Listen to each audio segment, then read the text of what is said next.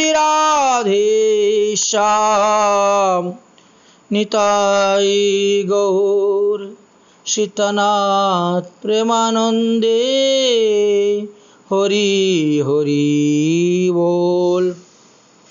ओम नमो भगवते वासुदेवाय। श्रीमद्भागवत महापुराणमष्टम स्कंद षोडश अध्याय। श्रीमद्भागवत महापुराणेर अष्टम स्कंदेर षोडश माने 16 अध्याये आमरा एसे उपस्थित हयेछि। गतकालके आमरा आलोचना करेछिलाम पयुव्रत सम्पर्के। अदिति कश्यप ऋषिके बोलेছিলেন যে उत्तम पुत्र सन्तान लाभ करते गेले आमाके कि करते हबे। तदुत्तरे कश्यप ऋषि बोललेन जे এই বিষয়ে আমি একবার ব্রহ্মাকে জিজ্ঞাসা করেছিলাম। তখন ব্রহ্মা আমাকে পয়ুব্রতের একটা বিধানের কথা বলেছিলেন, সেটা শুনো। ফাল্গুন মাসের শুক্লপক্ষে 12 दिन এই ব্রতটা করতে হয়, অর্থাৎ প্রতিপদ থেকে আরম্ভ করে দ্বাদশী পর্যন্ত এই ব্রত পালন করতে হয় শুধুমাত্র দুগ্ধ সেবন করে। প্রথমে বন্যবরাহ দন্তের মাটি দিয়ে সমস্ত শরীরকে লাগবেন, তারপর গঙ্গাতে গিয়ে স্নান করবেন। 8টি মন্ত্র আছে, সেগুলো উচ্চারণ করবেন। তারপরে আসবেন, শুদ্ধ বস্ত্র পরিধান করিয়ে উত্তর বা পূর্ব মুখে বসে ভগবান বিষ্ণুকে পঞ্চামৃতে স্নান করিয়ে 16 উপচারে পূজা করবেন। ভগবান বিষ্ণুর মন্ত্র 108 বার জপ করবেন, গায়ত্রী মন্ত্র 108 বার জপ করবেন এবং হোম যজ্ঞ আদি 108 বার এইভাবে হোম আহুতি প্রদান করিবেন, হোম যজ্ঞ করিবেন। হে কল্যাণী, তুমি যদি এইভাবে ব্রত করতে পারো তাহলে অবশ্যই ভগবান তোমার প্রতি প্রসন্ন হয়ে তোমাকে বরদান করিবেন। তাহলে প্রতিপদ থেকে দ্বাদশী পর্যন্ত ব্রত হলো, ত্রয়োদশীতে গিয়ে তুমি সেই ব্রতটাকে ভাঙবে। ওই দিন নিত্য গীত আদি হবে, স্বস্তিবায়ন পাঠ হবে, হরিকথা হরিকীর্তন হবে এবং ব্রাহ্মণ বৈষ্ণব ভোজন হইবে। তো এইগুলা হলো ভগবানকে প্রসন্ন করার একমাত্র দ্রব্য। অতএব তুমি এইভাবে ভগবানকে প্রসন্নের নিমিত্ত তুমি ব্রত করো, তাহলে অবশ্যই তুমি ভগবত পাদপদ্ম লাভ করতে পারবে এবং ভগবত কৃপায় তোমার এই সমস্ত সমস্যা সমাধান হয়ে যাবে। তাহলে আমরা দেখতে পেলাম যে এই কশ্যপ এবং অদিতির মতন যদি গৃহস্থ আশ্রম কোনো গৃহস্থ পালন করেন তাহলে তাদের গৃহেতে ভগবান তাদের পুত্ররূপে আসতে বাধ্য। আজও যদি কেউ কোনো নারী এই অদিতির মতন পয়ুব্রত করেন আর তার স্বামী যদি কশ্যপ ঋষির মতন তপস্যাবান হন তাহলে তাদের গৃহে ভগবান আসার জন্য তৈরি। অদিতি শব্দের অর্থ হলো অভেদ বুদ্ধি, ব্রহ্ম কারবৃত্তি। কশ্যপ শব্দের অর্থ হলো মন, যাহার মনোবৃত্তি ব্রহ্মকার হয়ে গেছে তিনি কশ্যপ। যোগীর চিন্তার দ্বারা প্রভুময় হয়ে যেতে পারবেন। তাই পবিত্র গৃহস্থ আশ্রমে স্বয়ং ভগবান পর্যন্ত পুত্ররূপে আসতে বাধ্য। গৃহস্থ আশ্রম ভক্তির বাধক নহে, বরং সাধন ভজনের জন্য ধাবল হয়। গৃহস্থ আসক্তি অর্থাৎ সংসারে সুখ একতা যতদিন মনে থাকবে ততদিনই ভক্তি মনে লাগবে না, আসবে না। যেই প্রকারে প্রতিদিন অন্নভোজন করো সেই প্রকারে প্রতিদিন সৎসঙ্গ সাধুসঙ্গ ভগবত সেবা করা প্রয়োজন। শাস্ত্রে বলছে সব আশ্রম হইতে গৃহস্থ আশ্রম শ্রেষ্ঠ। কেন? গৃহস্থরা নিজেরা উপার্জন করে, তারা সৎপথে থেকে উপার্জিত দ্রব্যের দ্বারা তারা নিজেদের ভরণ পোষণ করে, আত্মীয় স্বজীয় ইষ্টি কুটুম্ব ব্রাহ্মণ বৈষ্ণব ভগবত সেবা আদি সব কিছু করে নিজের স্ব উপার্জিত অর্থের দ্বারা। এই দিক দিয়ে গৃহস্থ আশ্রম শ্রেষ্ঠ বলছেন। পতি পত্নীর মিলিত হইয়া যদি ঈশ্বর আরাধন করেন তাহলে সেই আশ্রম যোগ সাধনা হইতেও শ্রেষ্ঠ। কেন? বলছেন গৃহস্থ আশ্রমের মুখ্য ধর্মই হল কৃষ্ণ ভক্ত সন্তান জন্ম দেওয়া, কাম বিনাশের জন্য, বিবাহ বিলাস নয়। তাই সৎসঙ্গ যদি গৃহস্থ আশ্রমে হয় তাহলে সেই আশ্রমটা যোগীগণেরও বন্ধনীয় হয়ে যায়। সমাধি করে মানুষ যে আনন্দ লাভ করতে পারে, গৃহস্থ গৃহেতে থেকেও তিনি সেই আনন্দ লাভ করতে পারেন যদি পতি এবং পত্নীর মধ্যে সর্বদা কৃষ্ণ নাম সংকীর্তন হয়, কৃষ্ণ কথা হয়, কৃষ্ণ কথা আলাপ হয়। শাস্ত্র গৃহস্থ আশ্রমের বহু প্রশংসা করে গিয়েছেন। বাস্তবে গৃহস্থ আশ্রমে স্ত্রী পুরুষরা খারাপ নয়, খারাপ হলো তাদের মনের মধ্যে লুকিয়ে আছে যে কাম বাসনা, এটাই খারাপ। তাই যোগী পরম্পরা সহিত যোগীরা ধ্যানের দ্বারা পরমাত্মা সহিত খেলা করেন, আর গৃহস্থ ভগবানকে তার কুলের মধ্যে বসিয়ে নিয়ে খেলা করেন। যেমন আমরা দশরথ কৌশল্যার জীবনীতে পেয়েছি, যেমন আমরা যশোদা নন্দের জীবনীতে পেয়েছি, যেমন আমরা জগন্নাথ মিশ্র শচীদেবীর জীবনীতে পেয়েছি।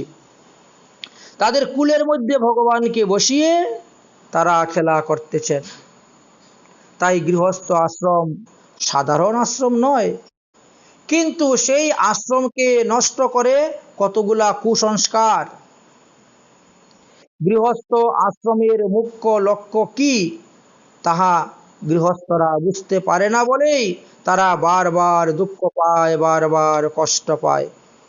তাই অদিতির মতন, কশ্যপের মতন যদি কেউ গৃহস্থ আশ্রম করেন তাহলে ভগবান তাদের গৃহে তাদের পুত্র রূপে আসতে বাধ্য। সুখদেবজি বললেন, হে মহারাজ পরীক্ষিত, অদিতি স্বীয় পতির নিকট হইতে এই উপদেশ পালন করার পর তিনি 12 দিন ব্যাপী সমস্ত ইন্দ্রিয়কে সংযম করিয়া শ্রদ্ধা সহিত, ভক্তির সহিত, প্রীতির সহিত এই ধর্ম অনুষ্ঠান করলেন, আচরণ করলেন। হে পরীক্ষিত, তারা যখন এইভাবে করতে করতে 12 দিন গত হয়ে গেল, 13 দিন সকালবেলা উপস্থিত হলো। ভগবানের সেবা পূজা করবেন, তারপরে ব্রাহ্মণ বৈষ্ণবদেরকে ভোজন করানো হবে। কিন্তু এই 12 দিনের মধ্যে ভগবান এখনো এসে দর্শন দেন নাই। এই জন্য অদিতির মন বড় উচাটন, হয়তো আমার ব্রতের কোনো ত্রুটি হয়েছে, ভুল হয়েছে, এই জন্য 12 দিন যাবৎ ভজন করেও ভগবানের দর্শন পেলাম না। তাই নিজে মন ক্ষিণ্ণ করে তিনি চিন্তা করতেছেন। সমস্ত কর্মের ফল ভগবানকে অর্পণ করে দিয়ে ভগবানের চরণে আত্মসমর্পণ করে তিনি 2 হাত জোর করে বলছেন, দর্শন দাও ভগবান, ও না তো মেরা কিয়া প্যাসি রে, দর্শন দাও ভগবান,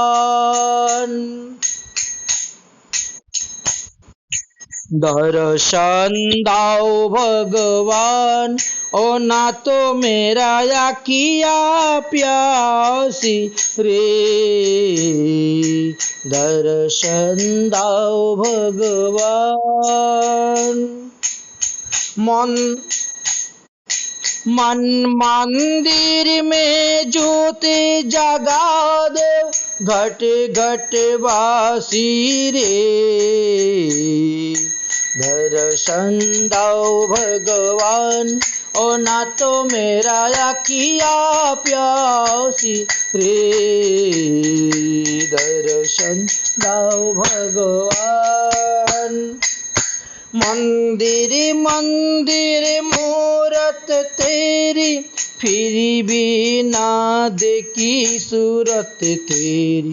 जोगी बीते ना आए, दर्शन की पुनर्मासी रे।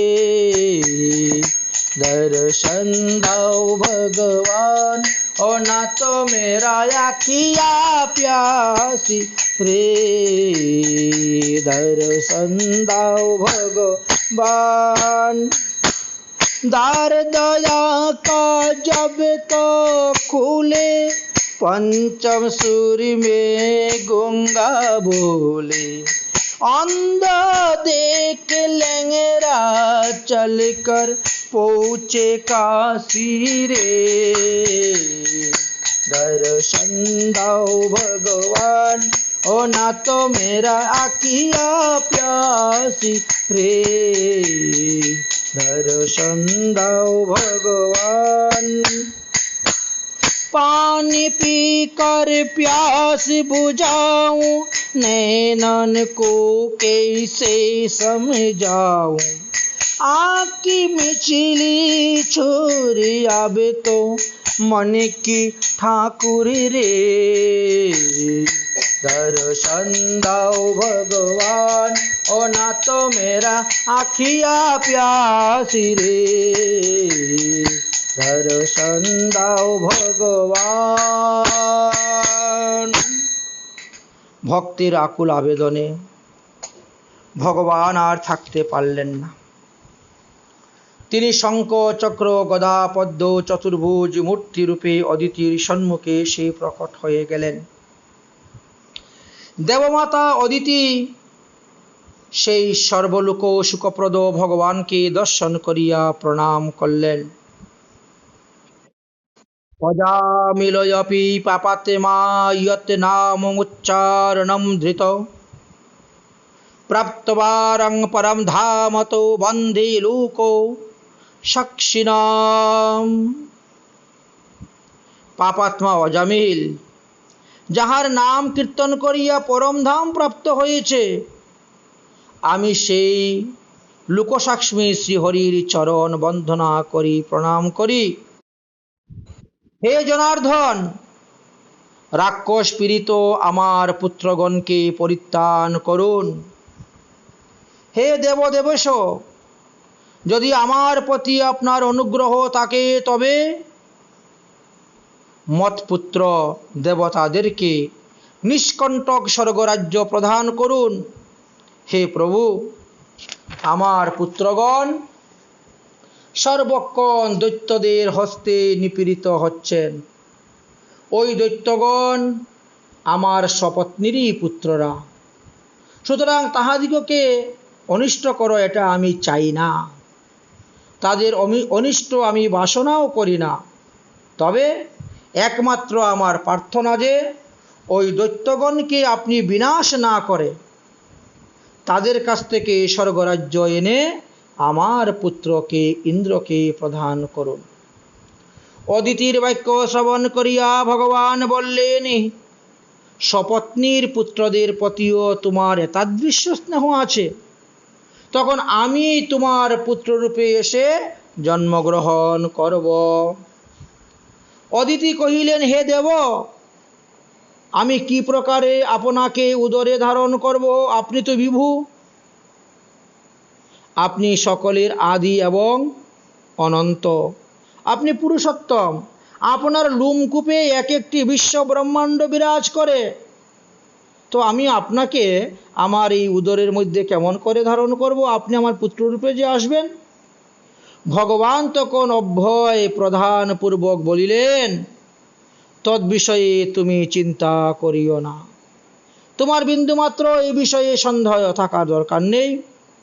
এই সময়ে শত্রুদের পরাস্ত করা বড় কঠিন, কারণ দৈবের অনুকূল হওয়ায় ব্রাহ্মণগণ তাদেরকে রক্ষা করিতেছেন। আর মহারাজ বলি তিনি ব্রহ্মচর্য পালন করে শতযজ্ঞের ব্রতী হয়ে যজ্ঞ করিতেছেন, সুতরাং তাকে অন্য উপায়ে পরাজয় করতে হইবে। তবে এই বিষয়ে তুমি চিন্তা করিও না, কিছুদিন পরেই আমি তোমার পুত্ররূপে উৎপন্ন হইয়া তোমাদিগকে রক্ষা করিব। কিন্তু এই কথা তুমি কাহারও নিকটে প্রকাশ করিও না, বলিও না, তুমি গোপন রাখিও। কেবল তোমার স্বামীকে তুমি এই কথা বলতে পারো। তুমি নিজের পতির সেবা করতে থাকো, এতেই তুমি কৃতার্থ হইবে। সুখদেব বললেন, হে রাজন, এই কথা বলিয়া ভগবান সেখান থেকে অন্তর্ধান হয়ে গেলেন। অতঃপর অদিতি ভগবানের আদেশ অনুসারে পতির সেবা করিতে লাগিলেন। শুভক্ষণে শুভ সময়ে অদিতি গর্ভবতী হলেন এবং সেই গর্ভ থেকে ভগবান বামন রূপে প্রকট হয়েছিলেন। দ্বাদশাং সবিতাদিষ্টন্নম দীনম গতো নৈপ্য। হে পরীক্ষিত, ভাদ্র মাসের শুক্লপক্ষের দ্বাদশী দিনের মধ্যাহ্নকালে ভগবান বিষ্ণু বামন রূপে অদিতির গর্ভ হইতে প্রকট হইলেন। আকাশে নারঙ্গা বাজিতে লাগিল, গন্ধর্বগণ গান করিতে লাগিলেন, অপ্সরারা নৃত্য করিতে লাগিলেন, ব্রহ্মা আদি দেবগণ স্তুতি করিয়া পুষ্পবৃষ্টি করিতে লাগিলেন। বলো বামন ভগবান কি জয়। কশ্যপ ধ্যানমগ্ন ছিলেন। তিনি ধ্যান যুগে জানতে পারলেন যে শ্রীহরি আবির্ভূত হয়েছেন। সন্তুষ্ট হয়ে হৃষ্টচিত্ত হয়ে তিনি আসলেন।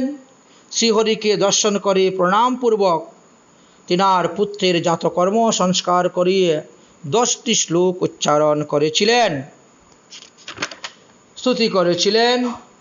যাই হোক, এইভাবে পুত্রের জাতকর্ম সংস্কার আদি হয়েছিল। তাই দিনয়েতি ব্যাপী শ্রবণাম ভাবে ততে যোগেন নিহিত একাদশ্যাং উপবাসিষ্যম দ্বাদশ্যাং বামন জয়েত। এখন বলা হয়েছে এই যে ভাদ্র মাসের শুক্লপক্ষের দ্বাদশীতে বামন ভগবান আবির্ভূত হয়েছেন, সেদিন শ্রবণা নক্ষত্রযুক্ত ছিল। আচ্ছা, তাহলে আমরা কি ওই দিন উপবাস করব, নদী সঙ্গমে স্নান করব, বামন দেবতার অর্চনা করব? বলে হ্যাঁ, এটাই যথার্থ বিধান। তবে যদি ন প্রাপ্যতে ঋভুং দ্বাদশ্যাং বৈষ্ণব কশ্চিৎ একাদশীং উপবাসীম পাপাগ্নি গো শ্রবণাদি। যদি কোনো কারণবশত দ্বাদশীতে রাত্রাদি কোনো সময়ে শ্রবণা নক্ষত্রের যোগ না হয়, হয়তো একাদশীতে শ্রবণা হয়ে চলে গেছে অথবা ত্রয়োদশীতে গিয়ে শ্রবণা নক্ষত্র যুক্ত হচ্ছে, দ্বাদশীতে হচ্ছে না, তাহলে কি করা হবে? বলছেন তবে শ্রবণামৃতা পাপনাশিনী একাদশীতেই ব্রত করবেন এবং দ্বাদশীতে বামন দেবের অভিষেকের পরে গিয়ে আপনাকে পালন করতে হবে। অর্থাৎ মধ্যাহ্ন 12টার সময় অভিষেক করার পরে পালন করতে হবে। দিনদ্বয়ে অপি শ্রবণা ভাব তৎ যুগেন হানিত। একাদশী এবং দ্বাদশী উভয় দিনেই যদি শ্রবণা নক্ষত্র না পড়ে, তবে একাদশীতে উপবাস করিয়া দ্বাদশীতে বামনদেবের অভিষেক অন্তে বামনদেবের অর্চনা করিয়া তারপরে পালন করিবেন। প্রাদুর্ভূত হি ভগবান দ্বাদশ্যাম এব বামন। যেহেতু ভগবান বামনদেব দ্বাদশীতে প্রকট হয়েছেন, আর যদি সেটা দশমী সংযুক্ত একাদশী হয়ে যায়, তাহলে তো ওই বামন দ্বাদশীতেই আপনি ব্রত করবেন এবং ত্রয়োদশীতে গিয়ে পালন করবেন। যদি দ্বাদশীতে শ্রবণা নক্ষত্র পড়ে যায়, তাহলে পরের দিন শ্রবণা নক্ষত্র শেষ হওয়ার পরেই গিয়ে আপনাকে পালন করতে হবে। এইভাবে বিধান দেওয়া আছে। আচ্ছা, এবার সকলে মিলিয়ে আসলেন ভগবানকে দেখার জন্য।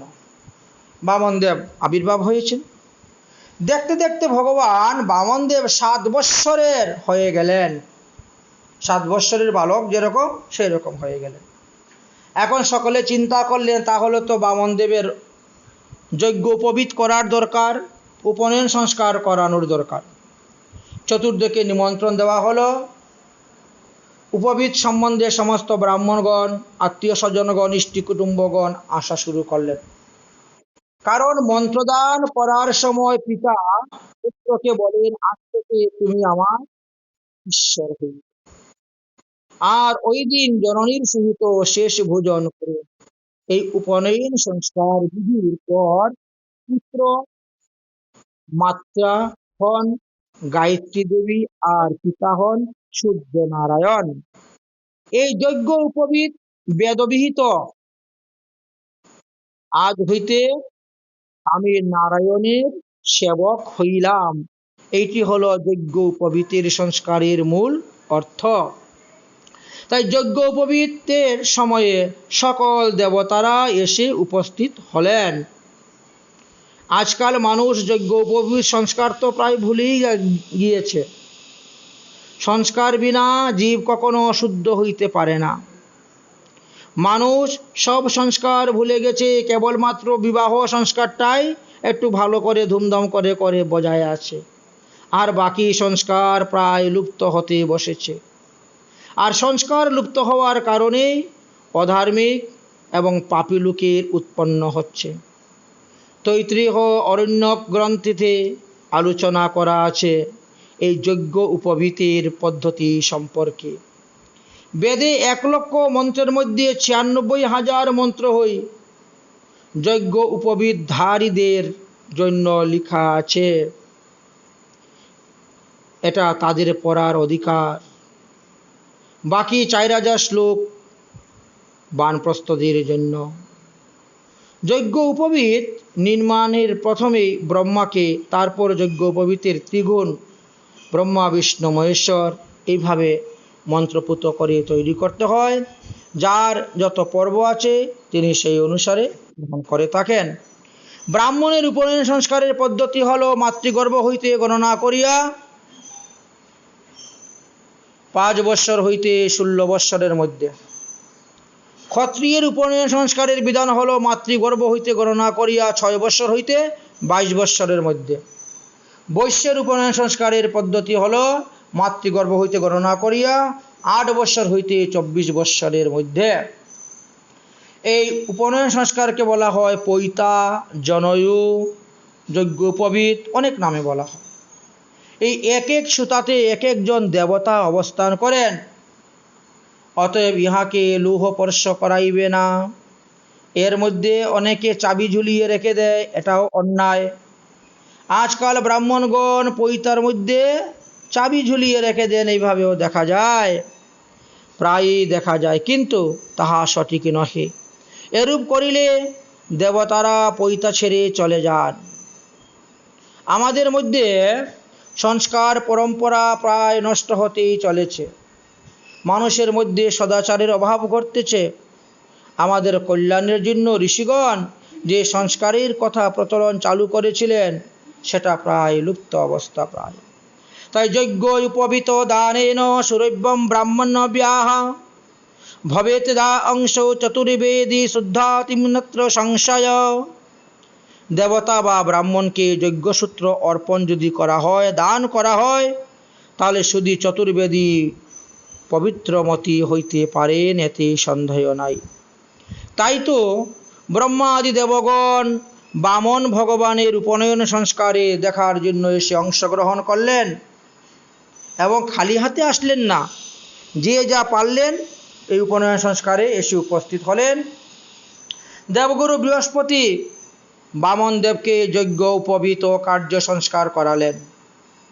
মাতা অদিতি দেবী ডুর কপিন দিলেন, ব্রহ্মা কমণ্ডলু দিলেন, সরস্বতী জপমালা দিলেন, কুবের ভিক্ষার ঝুলিপাত্র দিলেন, কশ্যপ মেখলা দিলেন, পৃথিবী দেবী মৃগচর্ম দিলেন, চন্দ্র বাঁশের লাঠি দিলেন, ইন্দ্রাদি দেবগণ ছত্রদান করিলেন, সপ্ত ঋষিগণ কুশের তৈরি আসন দিলেন।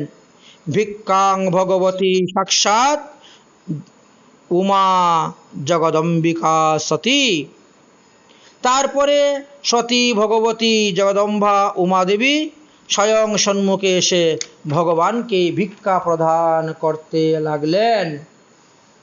দেবগুরু বৃহস্পতি বামনদেবকে উপদেশ করলেন, আজকে তোমাকে মাদুকুরি করতে হবে, ভিক্ষা করতে যেতে হবে, এবং সেই ভিক্ষা অন্ন যা পাবে সেইগুলো এনে আমাকে অর্পণ করতে হবে। সেই ভিক্ষা অন্ন রন্ধন করে ভোগ লাগিয়ে আমি প্রসাদ পাওয়ার পরে যে প্রসাদ বাজবে সেটা তোমাকে পেতে হবে। প্রতিদিন 3 বার তোমাকে স্নান করতে হবে, 3 বার আহ্নিক করতে হবে, অর্থাৎ সকালবেলা, দুপুরবেলা, সন্ধ্যাবেলা। প্রাত আহ্নিকে করলে রাত্রির সমস্ত পাপ নষ্ট হয়ে যায়। মধ্যাহ্নকালে আহ্নিকে অন্ন জল দূষের যে পাপ হয় সেটা নষ্ট হয়ে যায়, এবং সন্ধ্যা সময়ে যে আহ্নিক করা হয় তাতে আকাশে নক্ষত্র দেখার যে সমস্ত দোষ সেইগুলাও নষ্ট হয়ে যায়। তাই ত্রিকাল সন্ধ্যা, 3 বার সন্ধ্যার কথা বললেন। বামনদেব ভিক্ষা করলেন, ভিক্ষা অন্ন এনে গুরুদেবের কাছে সমর্পণ করলেন। দেবগুরু বৃহস্পতি বলছেন, এই কটা ভিক্ষা নিয়ে আসছো, এতে তো আমারই পেট ভরবে না, তো আমি তোমাকে কি খেতে দিব? বামনদেব বিমনা হয়ে গেলেন। তাহলে আমি কি করব? আরে বাবা, এমন জায়গায় ভিক্ষা করতে হবে যে জায়গায় ভিক্ষা করলে আর সারা জীবন ভিক্ষা করতে হয় না, এইরকমভাবে জায়গা থেকে ভিক্ষা করতে হবে। বামনদেব বলছেন, তাহলে আমি কোথায় যাব? এইরকম ভিক্ষার জায়গা কোথায় পাবো? বলে, আছে আছে, নর্মদা নদীর তটে ভিগুকুচ্চ নামক একটি স্থান আছে। ওখানে দৈত্যরাজ বলি, অশ্বমেধ আদি বিভিন্ন যজ্ঞ, বিশ্ববিজয় নামক যজ্ঞের ব্রতী হয়েছেন। তিনার সংকল্প 100টা যজ্ঞ পূর্ণ না হওয়া পর্যন্ত যে যা চাইবে তিনি তাই দিবেন। সেখানে প্রচুর ব্রাহ্মণগণ গিয়ে ভিক্ষা চান, আর তিনিও প্রচুর পরিমাণে ভিক্ষা দেন। এমন ভিক্ষা দেন যে ওই ব্রাহ্মণকে জীবনে আর কোনোদিন কারো কাছে ভিক্ষা চাইতে হবে না। অতএব তুমি সেখানে যাও, গিয়ে ভিক্ষা করো। বামন ভগবান বলছেন, আমি ছোট বালক, আমি কোথায় ভিগুকুচ্চ, কোথায় নর্মদা নদী আমি কেমন করে চিনব, কেমন করে যাব? বৃহস্পতি বললেন, আমি তোমার সঙ্গে 5 জন ব্রাহ্মণকে পাঠিয়ে দিচ্ছি, এই 5 জন ব্রাহ্মণের সঙ্গে তুমি যাও। পাঠিয়ে দিলেন 5 জন ব্রাহ্মণকে। ভগবান বামনদেব তিনি ডুর কপিন পরেছেন, পায়ের মধ্যে কাঠের খড়ম দিয়েছেন, হাতের মধ্যে কমণ্ডলু, মাথার উপর ছত্র, আর এক হাতে বাঁশের দণ্ড, মেখলাযুক্ত, বগলে মৃগচর্ম, মাথায় জটা, গলেতে যজ্ঞ উপবীত, আর মুখে ব্রহ্ম তেজ দিব্যমান। রাস্তায় যেদিকে যাচ্ছেন সেদিক যেন 10 দিক আলোকিত করে যাচ্ছেন। দেশবাসীগণ মনে করতেছেন যেন সাক্ষাৎ সূর্যদেব যাচ্ছেন, সকলে এসেই প্রণাম করতেছেন। ভগবান বামন দেবীর সঙ্গে যে সমস্ত ব্রাহ্মণগণ যাচ্ছিলেন তারা সকলেই কীর্তন করে করে যাচ্ছেন, শ্রীমৎ নারায়ণ নারায়ণ নারায়ণ, শ্রীমৎ নারায়ণ নারায়ণ নারায়ণ, এইভাবে কীর্তন করে করে যাচ্ছেন। এদিকে ভৃগুবংশীয় ব্রাহ্মণগণ যারা ছিলেন তারা তো ওখানে যজ্ঞকুণ্ডে বসে যজ্ঞ করতেছেন, সোয়াহা সোয়াহা করে আহুতি দিচ্ছেন। আর এদিকে ভগবান বামনদেব সেই যজ্ঞশালার দিকে রওনা হচ্ছেন। তাদের যজ্ঞ চলতেছে, যজ্ঞের পূর্ণ আহুতি তারা দিবেন, তাই তারা ভগবানকে স্তুতি করতেছেন। ওম শান্তাকারণং ভুজগশয়নম পদ্মনাভম সুরেশম বিশ্বধারণম গগনসদৃশম মেঘবর্ণ শুভাঙ্গম লক্ষ্মীকান্तं কমলনয়नं যোগীর্ভিধ্যানগম্যं বন্দে বিষ্ণু ভবভয়হরণম সর্বলোকৈকনাথম। এমন সময়ে বামন নামধারী ভগবত ভক্তবৎসল মহাবিষ্ণু ঈষদহাস্য করতে করতে সেই যজ্ঞের সামনে গিয়ে উপস্থিত হলেন। যেন যজ্ঞের ঘৃত ভোজনের জন্য তিনি আগ্রহ হয়েছেন। দুর্বৃত্ত বা সুবৃত্ত বা জরু বা পণ্ডিত অপিবা ভক্তিযুক্ত ভবেত্তৈষ্য সদা সন্নিহিত হরি। বস্তুত দুর্বৃত্ত হোক আর সুবৃত্তই হোক, মূর্খ হোক আর পণ্ডিত হোক, ভক্তির সহিত যদি কেউ কিছু ভগবানকে অর্পণ করে তাহলে ভগবান তার সেই দ্রব্য সাদরে গ্রহণ করেন। তাই আজ দৈত্যরাজ বলির দ্রব্য সাদরে গ্রহণ করার জন্য গিয়ে উপস্থিত হচ্ছেন। ভৃগুবংশীয় ব্রাহ্মণগণ, ঋত্বিকগণ, যজমান, বলির এবং শুক্রাচার্য সকলেই চিন্তা করিতে লাগিলেন, সূর্যের ন্যায় তেজস্বী ইনি কে আসছেন? প্রহরী গিয়া যখন সংবাদ দিল তখন দৌড়ে আসলেন বের হয়ে। আরে আমাদের যজ্ঞ দর্শনার্থে কি সূর্যদেব আগমন করেছেন, কিংবা স্বয়ং অগ্নিদেব এসেছেন তিনি যজ্ঞের অংশ নেওয়ার জন্য, অথবা সন্নত কুমারের মধ্যে কি কেউ এসেছেন নাকি সন্নত কুমার চতুর্সনের মধ্যে? এই রূপে ব্রাহ্মণদের মধ্যে তর্কাতর্কি শুরু হয়ে গেল। কেউই ভগবান বিষ্ণুর মায়াতে ভগবানকে চিনতে পারলেন না। যাই হোক, রাজা বলি এক উত্তম আসন এনে দিলেন। স্বাগত জানলেন, স্বাগত ভূ স্বাগত, আসুন আসুন। বলি মহারাজ হাত জোর করে প্রণাম করে, স্বাগতম তে নমস্তব্য ব্রাহ্মণম কিং করবামতে। হে ব্রাহ্মণদেব, আসুন আসুন, স্বাগত স্বাগত আপনাকে প্রণাম করি। আজকে আমার এই রাক্ষসকুল পবিত্র হলো, এই দৈত্যকুল পবিত্র হলো, আর মনে হচ্ছে আজকে আমার যজ্ঞটাও সম্পূর্ণ হয়েছে। আসুন আসুন, বসুন, আসন গ্রহণ করুন। বলি এইভাবে বারবার অনুনয় বিনয় করে প্রণাম করতে শুরু করলেন। সঙ্গে সঙ্গে তিনার পত্নী বৃন্দাবলীকে আদেশ দিলেন, অগো বৃন্দাবলী, যাও, শীঘ্রই যাও, এই ব্রাহ্মণ ঠাকুরের পূজার জন্য ফুল, পঞ্চপ্রদীপ, ভোগ সামগ্রী, পাধুত জল, এই সমস্ত দ্রব্য নিয়ে আসো তাড়াতাড়ি। বলি রাজার 100 পুত্র ছিল এবং একটি কন্যা সন্তান ছিল, যে কন্যা নাম ছিল রত্নমালা। সকলেই ভগবানের ঐশ্বর্য, এই তো সৌন্দর্য রূপ দর্শন করে মুগ্ধ হয়ে যাচ্ছেন। এদিকে ব্রহ্মবাদী ব্রাহ্মণগণ চিন্তা করতে শুরু করলেন, ইনি কে এসেছেন আমাদের যজ্ঞতে, দেখতে হবে। বসে গেলেন তারা তপস্যায় সমাধিস্থ হয়ে জানতে পারলেন যে স্বয়ং ভগবান বিষ্ণু বামনদেব রূপে এসে উপস্থিত হয়েছেন। তারা শুক্রাচার্যকে এই কথা বলে দিলেন। শুক্রাচার্য তখন একটু বিমনা হয়ে গেলেন, কারণ তারা জানতে পারলেন যে বলিরাজার সর্বনাশ করার জন্যই বামনদেব এসেছেন। এই জন্য শুক্রাচার্য বলিরাজাকে ডাকলেন, এদিকে আসো, এদিকে আসো, একটা কথা আছে। গোপনে নিয়ে বললেন, দেখো, যিনি আসছেন ইনি ব্রাহ্মণের ছেলে হলে কি হবে, ইনি স্বয়ং ভগবান বিষ্ণু। ইনি অদিতির পুত্ররূপে জন্মগ্রহণ করে এসেছেন দেবতাদের কার্যসিদ্ধি করার জন্য। অতএব ইনার সঙ্গে কথাবার্তা বলতে একটু সাবধান, বুঝে শুনে কথাবার্তা বলবে বাবা।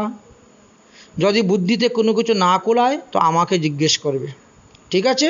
আচ্ছা, সুতরাং তুমি আমাকে বলবে। শুক্রাচার্য এই কথা বলে আড়ালে চলে গেলেন। যজ্ঞ কার্য চলতেছে।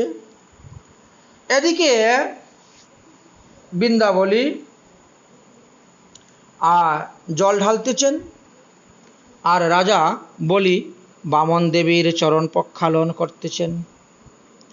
রুমাল দিয়ে মুছিয়ে দিলেন, ফুল দিয়ে পূজা করলেন, ধূপ দীপ দিয়ে আরতি করলেন, ফলমূল আদি দিলেন, পাখা দিয়ে বাতাস করে পথশ্রম দূর করলেন। দূর করার পরে বললেন, বলুন মহারাজজি, আপনার কি অভিপ্রায়, আপনি কি চান?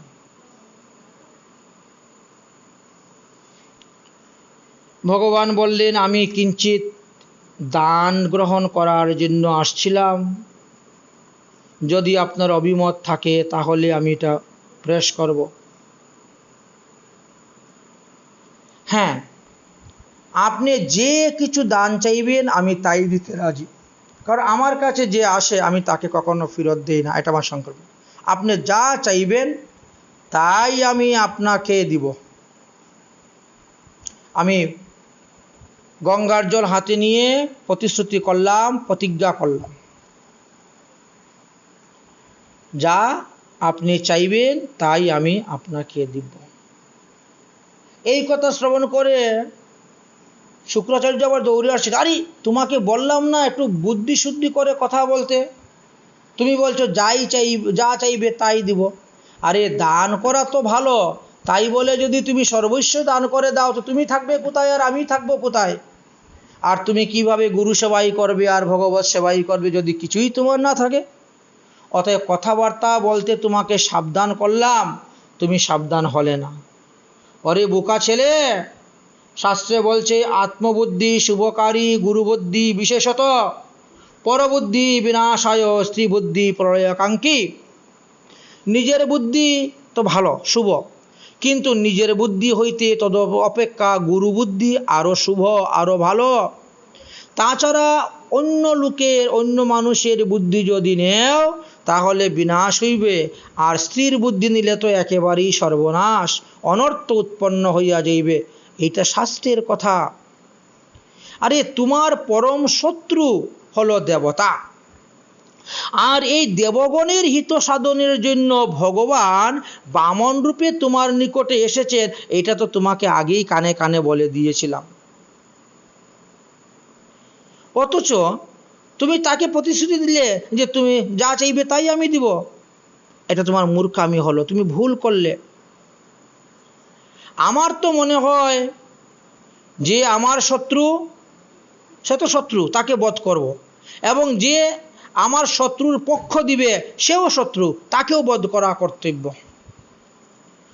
শুক্রাচার্য বলতে চাচ্ছেন যে বামনদেবকে এখানেই বধ করে দাও, সে যাতে দেবতাদের হিত সাধন করতে না পারে। কারণ শত্রুর সাহায্যকে নিধন করলে শত্রু পক্ষ দুর্বল হয়ে পড়ে, সুতরাং দেবগণ তখন অত্যন্ত দুর্বল হয়ে পড়বে, আর কিচ্ছু করতে পারবে না, কারণ দেবতাদের পক্ষ নিয়ে আসছেন বিষ্ণু।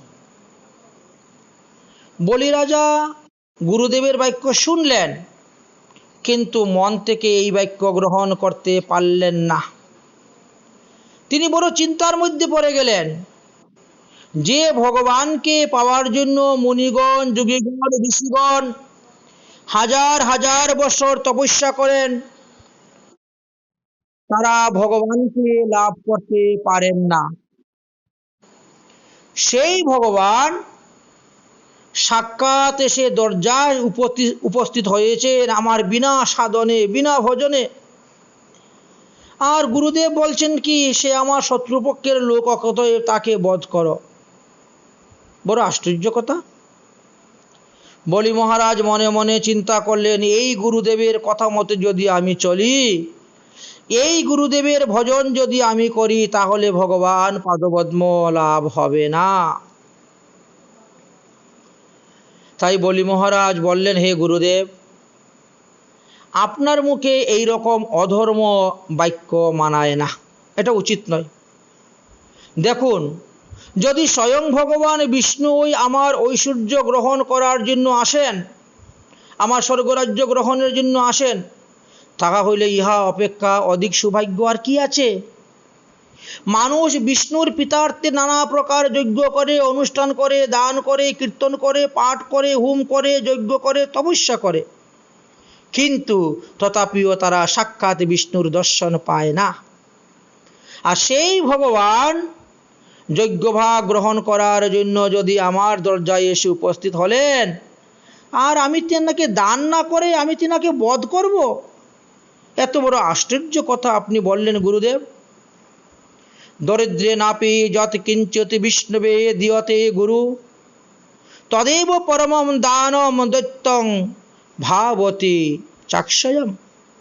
হে গুরুদেব, আমি কোনো এক সাধুর মুখে শুনেছিলাম, সেই সাধু বাবা বলেছিলেন, দরিদ্রও যদি যৎকিঞ্চিৎ দ্রব্য বিষ্ণুকে অর্পণ করেন এবং তাহার সেই পরম দানটা অক্ষয় দান হয়ে থাকে।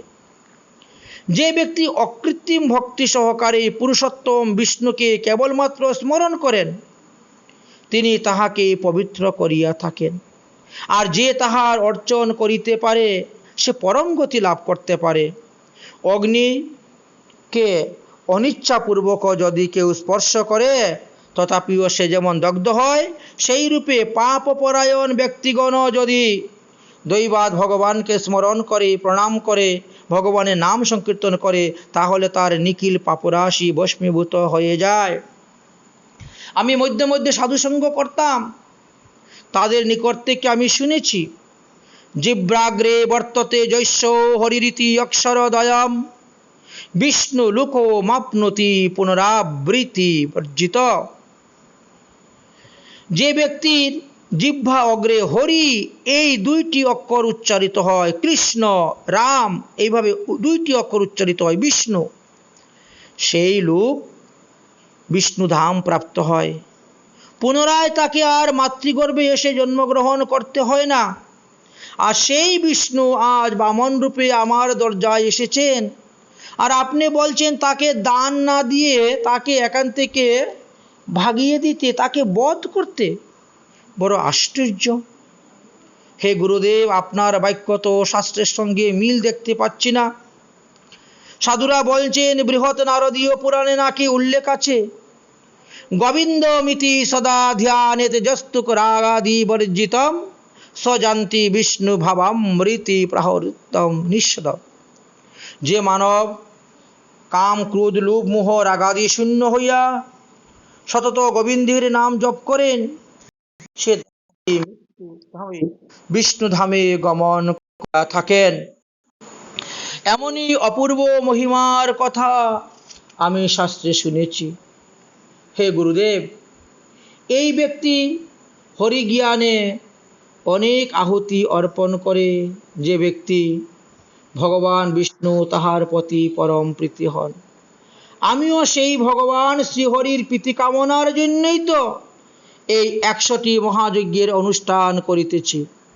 অতএব যদি তিনি স্বয়ং ভগবান আজ বামন রূপে আমার এখানে আগমন করেন, তা হইলে নিঃসন্দেহে আমি কৃতার্থ হইলাম। আমি সব কিছু তিনার চরণে উজাড় করে দেওয়াটাই তো আমার কাছে শ্রেয়। সুখদেবজি বললেন, হে রাজন, দৈত্যরাজ বলির এই রকম নীতিবাক্য শ্রবণ করিয়া তখন গুরুদেব একটু অপ্রসন্ন হলেন। তুমি আমার শিষ্য হয়ে আমাকে জ্ঞান দিতে আসছ, তুমি যদি আমার বাক্য না শুনো আমি তোমাকে অভিসম্পাদ দিব, তুমি শ্রীহীন হয়ে যাবে, রাজ্যহীন হয়ে যাবে, ঐশ্বর্যভ্রষ্ট হয়ে যাবে ইত্যাদি। এদিকে দৈত্যরাজের পত্নী বিন্দমালা বামন দেবীর পূজা সমস্ত সামগ্রী দিয়ে বামনদেবকে পূজা করলেন, বামন দেবীর চরণামৃত পান করলেন, মস্তকে ধারণ করলেন। বলি সেই চরণামৃত নিজের মস্তকে ধারণ করলেন এবং বললেন যে আজকে আমার মস্তক পবিত্র হলো, কারণ ব্রাহ্মণের পাদুদক আজকে আমার মস্তকে পড়ল। নিশ্চয়ই আমার পূর্বপুরুষের সদ্গতি হইবে, আমারও সদ্গতি হইবে।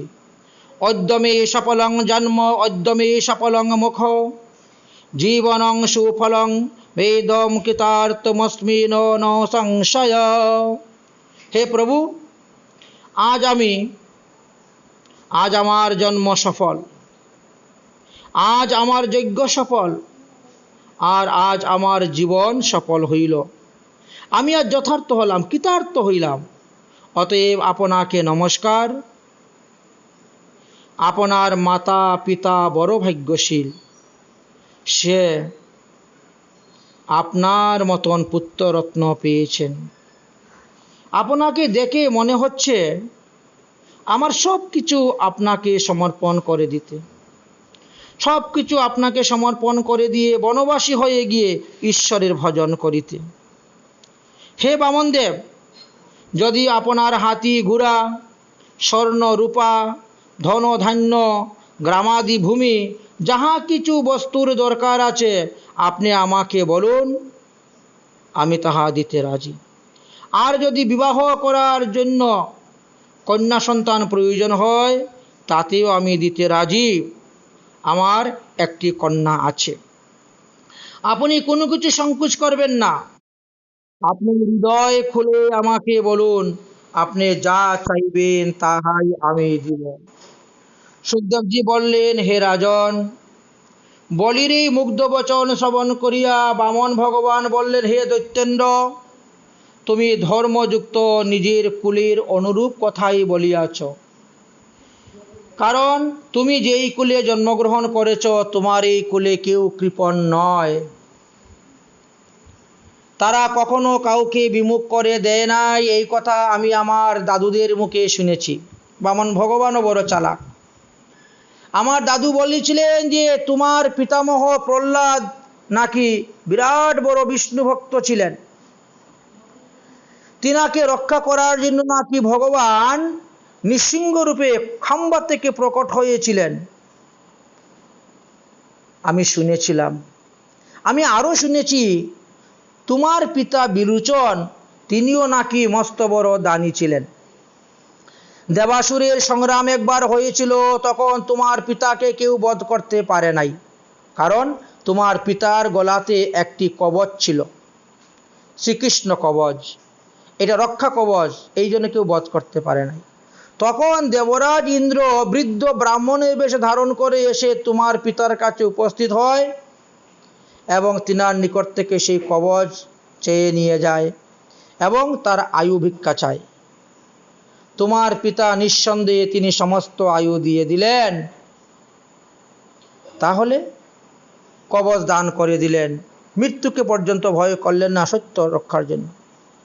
তাহলে সেই সন্তান তুমি, তার পুত্র তুমি, অতএব তোমার মুখে তো এই রূপে কথা কোনো ব্যাপারই নেই। বলি মহারাজ বললেন যে আপনি আমার পিতা, আমার দাদু, এদের কথা জানেন কেমন করে? আপনার বয়স তো মাত্র 7 বৎসর, আর আপনি আমার পিতা, পিতামহ, প্রপিতামহ, তাদের কথা কেমন করে জানলেন? তখন বামন ভগবান মুচকি হাসে করে বলছেন, আমি 7 বৎসরের বালক হলে কি হবে, আমারও তো দাদু দিদিমা আছেন, আমি তাদের কাছ থেকে এইগুলা শুনেছি, তাই তোমাকে বললাম। আচ্ছা ঠিক আছে, এখন আপনার অভিপ্রায় কি আপনি বলুন। বামন ভগবান বললেন, দেখো আমি লোভী ব্রাহ্মণ নয়, অল্পতেই আমি সন্তুষ্ট। বলি বললেন, আরে আপনি খুলে বলেন তো আপনি কি চাচ্ছেন। আমি আপনার কাছে তো প্রতিজ্ঞাবদ্ধ বাক্যের দ্বারা, আপনি যা চাইবেন আমি তাই দেব। তবু আপনি বলতে সংকোচ করতেছেন কেন? আপনি পরিষ্কার করে বলুন আপনি কি চান। তখন বামনদেব বললেন, দেহি মে তপস্বী স্থাতু ভূমিং ত্রিপাদমস্মিতাম। আমার তপস্যার জন্য 3 পাও পরিমিত ভূমি আমাকে দান করো। আমি আমার নিজ পাদের দ্বারা, নিজের চরণের দ্বারা 3 পদ ভূমি মাপিয়া লইব, এই প্রার্থনাই আমার। বলি মহারাজ তো হাসতে শুরু করলেন, আপনি কি দান গ্রহণ করতে আসছেন না আমাকে অপমান করতে আসছেন? আমি আপনাকে 3 পাও ভূমি দান করিতে প্রস্তুত, কিন্তু 3 পাও ভূমি দিয়ে আপনি কি করবেন? আপনার এই ক্ষুদ্র ক্ষুদ্র চরণে 3 পাও ভূমি নিয়ে আপনি কি করবেন? আমার কাছে মানুষ শহর, নগর, জেলা, এক একটা গ্রাম এক একজনে চেয়ে নেয়, আমি দান করি, আর আপনি 3 পাও ভূমি নেবেন। বাস্তবে আপনাকে দেখতে যেমন ছোট ক্ষুদ্র মানুষ, ঠিক আপনার বুদ্ধিটাও ঠিক তেমনিভাবেই ক্ষুদ্র। অতএব আমার চরণে নাহলে মেপে 3 পাও দিব, আমার পাগুলা বড় বড় আছে। ভগবান বলছেন না, তোমার পায়ে মেপে আমি নিব না, আমার পায়ে মেপেই আমি 3 পাও নিব। আমি লোভী ব্রাহ্মণ নয়, আমার বেশি জায়গার প্রয়োজন নেই। বামনদেব বললেন, হে রাজন, তাহলে আপনি প্রস্তুত? বলে হ্যাঁ, আমি প্রস্তুত 3 পাও ভূমি দেওয়ার জন্য। বলে তাহলে ঠিক আছে, সংকল্প করা হোক। 3 পাও ভূমি দানের জন্য যখন সংকল্প করবেন, এমন সময় বলি মহারাজের গুরুদেব এসে উপস্থিত হয়ে গেছেন। তিনি বলছেন, খবরদার, তুমি সংকল্প করিও না, এই ভুল কাজ করিও না। কেন? বলে তুমি জানো না এই বিষ্ণু তোমার কি ক্ষতি করবেন। তুমি 3 পাও ভূমি দেওয়ার মতন জায়গা পাবেই না, কারণ এই বিষ্ণু বড় মায়াবীর, তার বৈষ্ণবী মায়া বড়ই প্রধান। সে 1 পাও দিয়ে সমস্ত সপ্ত স্বর্গ নিয়ে নিবে, 1 পাও দিয়ে সপ্ত পাতাল নিয়ে নিবে, 14 ভুবন হয়ে গেল দেওয়া। 3য় চরণের দেওয়ার মতন কুমার কোনো স্থানই থাকবে না। অতএব তুমি মিথ্যা কথা বলো। কি মিথ্যা কথা বলবো? তুমি বলো যে তোমার পায়ে মেপে 3 পাও ভূমি দিব না, আমার পায়ে মেপে আমি তোমাকে 3 পাও ভূমি দিব। তিনি তো অবাক হয়ে গেলেন। বড় আশ্চর্য কথা আপনি আমাকে শোনাচ্ছেন গুরুদেব। আমি প্রহ্লাদের নাতি হয়ে এত বড় মিথ্যা কথা কেমন করে বলবো? আমি যে প্রতিশ্রুতি দিয়ে দিয়েছি 3 পাও ভূমি আমি তিনাকে তান পায়ে মেপে দান করব, তিনারই পায়ে মেপে দান করব। এখন আমি এই প্রতিশ্রুতিকে কেমন করে পরিবর্তন করি? শুক্রাচার্য বললেন, দেখো, শাস্ত্রে একটা নীতি কথা আছে। কি জানো? 5 জায়গায় মিথ্যা কথা বললে পাপ হয় না। অতএব এই স্থানে যদি তুমি মিথ্যা কথা বলো, এতে তোমার পাপ হবে না। কি কি 5 জায়গায় মিথ্যা কথা বললে পাপ হয় না?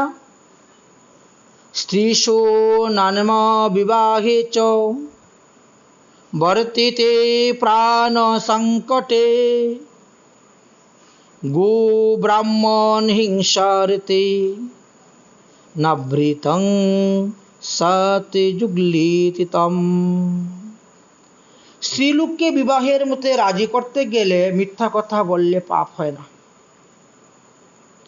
2 নম্বর, হাস্য, পরিহাস্য, উপহাস্য, ঠাট্টা আদি করে মিথ্যা কথা বললে পাপ হয় না। 3 নম্বর, কাহারও বিবাহ প্রসঙ্গ নিয়ে আলোচনা করতে গিয়ে মিথ্যা কথা বললে পাপ হয় না। 4 নম্বর, নিজের জীবিকা নির্বাহ করতে গিয়ে মিথ্যা কথা বললে পাপ হয় না। 5 নম্বর, প্রাণ সংকটে পড়িলে সাধু সন্তদেরকে রক্ষা করতে গেলে গো ব্রাহ্মণকে রক্ষার্থে মিথ্যা কথা বললে পাপ হয় না। সুতরাং এখন তোমার প্রাণ সংকট উপস্থিত হয়ে গেছে, এই সময়ে মিথ্যা কথা বললে তোমার পাপ হইবে না। এই জন্যই বলছি, গুরুবুদ্ধি বিশেষত তুমি আমার সঙ্গে পরামর্শ না করে তুমি তোমার মতন কাজ করে যাচ্ছ, এতে তো তোমার ভালো হচ্ছে না। শোনো, কোনো কোনো ক্ষেত্রে আছে সত্য কথা বললে পাপ হয়, আবার কোনো কোনো ক্ষেত্র আছে মিথ্যা কথা বললেও পুণ্য হয়। আমি তোমাকে একটা দৃষ্টান্ত দিচ্ছি, শোনো। এক সাধু বাবা জঙ্গলে বসে তপস্যা করতেছেন। তার একটু দূরেই একটা গ্রাম আছে, সেই গ্রামে এক জমিদার বাস করেন। তিনার প্রচুর ধন সম্পত্তি আছে, টাকা পয়সা আছে। একদিন কিছু ডাকাত সেই জমিদারের বাড়িতে ঢুকেছে ডাকাতি করার জন্য।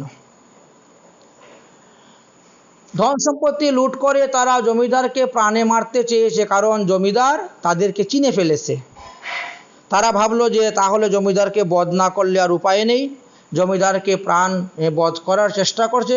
জমিদার তখন তাদের থেকে পালিয়ে ছুটে দৌড়ে জঙ্গলে প্রবেশ করছে এবং ওই সাধু বাবা যেখানে বসে তপস্যা করছেন তার পাশ দিয়ে গিয়েই একটি জঙ্গলের মধ্যে লুকিয়ে গেছে। ডাকাইতেরা দৌড়ে এসেছেন, এসে এদিক ওদিক খোঁজাখুঁজি করে দেখতে না পেয়ে সাধু বাবাকে জিজ্ঞেস, সাধু বাবা, আচ্ছা এইদিকে কোনো ব্যক্তি কি দৌড়ে এসে কোথায় লুকিয়েছে আপনি দেখেছেন? দেখেন, আপনি তো সাধু বাবা, সাধুরা তো কখনো মিথ্যা কথা বলে না, সাধুরা সত্য কথা বলে, অতএব নিশ্চয়ই আপনি সত্য কথা বলবেন, মিথ্যা কথা বলবেন না। সাধু বাবা তখন সত্য কথা বলে দিয়েছে, হ্যাঁ হ্যাঁ, এই তো এইদিকে গিয়ে ওই জঙ্গলের মধ্যে একজন লোক লুকিয়েছে। ডাকাইতেরা গিয়ে সেখানে তাকে ধরে অস্ত্র দ্বারা কেটে কুচি কুচি করে দিল, শেষ করে দিল। এতে কি হলো? সাধু বাবার পাপ হয়ে গেল, অপরাধ হয়ে গেল। তাই বলছি হে বলিরাজ, কোনো কোনো ক্ষেত্র আছে যেখানে মিথ্যা কথা বললেও পুণ্য হয়ে যায়, আবার সত্য কথা বললেও পাপ হয়। এই স্থানে যদি ওই সাধু বাবা মিথ্যা কথা বলতো অথবা মৌন হয়ে থাকতো, যে কি জানে বাবা আমি দেখি নাই কে কোন দিকে আসছে, অথবা আমি ভজনে আসলাম আমি লক্ষ্য করি নাই, যদি এইটুকু মিথ্যার আশ্রয় নিত তাহলে ওই ব্যক্তিটা বেঁচে যেত, তার এইভাবে দস্যুদের হাতে মৃত্যু হতো না। এই জন্য বুঝতে হবে যে শাস্ত্রের কোন শব্দ, কোন অর্থ, কোন স্থানে কিভাবে ব্যবহার করতে হয়। তুমি তো কোনো কিছু না বুঝে না শুনে ফস করে বলে দিলে, এখন এখন বিপদ সামলাবে কে? এইভাবে শুক্রাচার্য বলিকে বলতে শুরু করেছেন, তুমি আমার কথা মানলে না, আজ তোমার এই বিপদ উপস্থিত হয়েছে।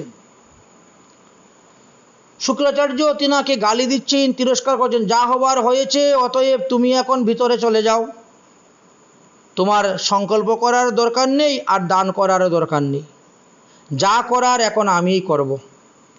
কি করবেন গুরুদেব? আরে দেখো না, আমি এখানে একটা ঝগড়া বাঁধিয়ে দিব, আর ঝগড়া বাঁধিয়ে কথা কাটাকাটি, তারপরে হাতাহাতি, তারপরে মারামারি, এইরকম করে এখান থেকে বামনদেবকে ভাগিয়ে দিব, অথবা সমস্ত অসুরদেরকে নিয়ে যুদ্ধ করে বামনদেবকে এখানেই বধ করব, যেহেতু তিনি এখন নিরস্ত্র অবস্থায় আছে।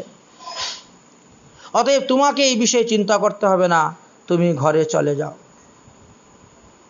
বলি মহারাজ চিন্তা করলেন, এই গুরুদেবকে যদি আমি ভজন করি তাহলে ভগবানকে লাভ করা যাবে না। অতএব ভগবানকে লাভ করতে গেলে এই গুরুদেবকে আমার ত্যাগ করতে হবে, অর্থাৎ তিনার বাক্য গ্রহণ করলে হবে না। গুরু বাক্য না মানাই গুরু ত্যাগের সমান। গুরুকে অবজ্ঞা করা, গুরু বাক্য না মানা, এটা গুরু ত্যাগের সমান হয়ে যায়। তাই তিনি মনে মনে শুক্রাচার্যকে ত্যাগ করে দিলেন। তিনি গুরুর বাক্য মানলেন না, গুরুর আদেশ মানলেন না। না, এটা আমি হতে দিব না, আমার দরজায় ভগবান আসছেন আর আপনি এইভাবে ভাগিয়ে দিবেন। মহাত্মারা কি বলেন? তেরি দ্বার পে খরা ভগবান, ভকত বর দে রে ঝুলি।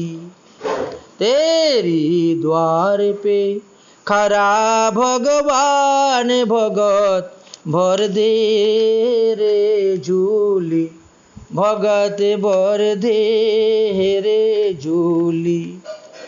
ও তেরি হুগা बर ऐसान, जुग जुग रहेगी तेरी निशान, भगत बर दे रे झूली। तेरी द्वार पे खरा भगवान, भगत बर दे रे झूली। তাহলে মহাত্মারা বলেন, ভগবান দরজায় এসে দাঁড়িয়েছেন, তাকে ফিরিয়ে দিও না, তার ঝুলি ভরে দাও, দান করে দাও। আর আমার গুরুদেব বলছেন তাকে মারে পিঠে ভাগিয়ে দাও। তাহলে এমন গুরুকে ভজন করলে ভগবান পাওয়া যাবে না। এই জন্য শাস্ত্রে আমাদেরকে সদ্গুরু এবং অসৎগুরুর কথা বলেছেন। সদ্গুরু ত্যাগ করলে পাপ হয়, অসৎগুরু ত্যাগ করলে পাপ হয় না। এই বিষয়ে কালকে আস্বাদন করব।